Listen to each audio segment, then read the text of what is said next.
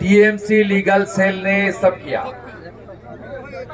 ये सीधा सीधा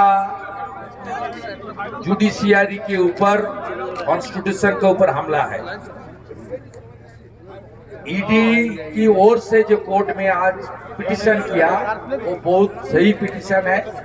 ममता बनर्जी, राजीव कुमार एंड अदर्स जो काल उनका डॉक्यूमेंट स्नैचिंग करने के लिए घुसा था, स्नैचिंग किया भी, सबका वीडियो, सबका सीसीटीवी और वीडियो फुटेज में आया है। इसके ऊपर सख्त कार्रवाई होना चाहिए। और एनफोर्समेंट डायरेक्टरेट एक कानूनी संस्था है, उनकी काम पर जो इंटरफेरेंस किया, इसका कानून ममता बनर्जी, राजीव कुमार और जो ताल इंटरफेयर किया उनके खिलाफ भी कार्रवाई होना चाहिए।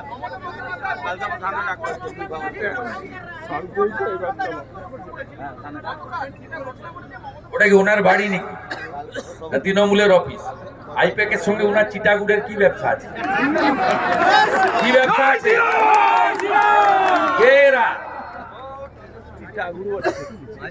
नहीं क्या खुलेছে এই তার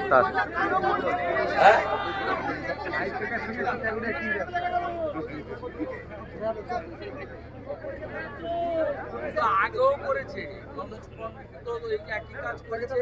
নন্দিনী চক্রবর্তীর তো সিএস হওয়ার মানে টেনিয়রই নয়, জুনিয়র অফিসার হওয়ার কথা তো অত্রি মোহন ভট্টাচার্য 89, ওনার তো 94। এইসব করেই তো, এইসব তোষামোদি করেই তো অনৈতিক ভাবে এইসব পদ দখল করেছে। অপেক্ষা করুন, আগামী 1.5 মাসের মধ্যে নির্বাচন ঘোষণা হবে, আগামী 3 মাসের মধ্যে বিসর্জন দেব। আগামীর নির্বাচন, আগামীর নির্বাচন, আগামীর নির্বাচন চোরেদেরকে বিসর্জন দেবে। জনগণ রেডি।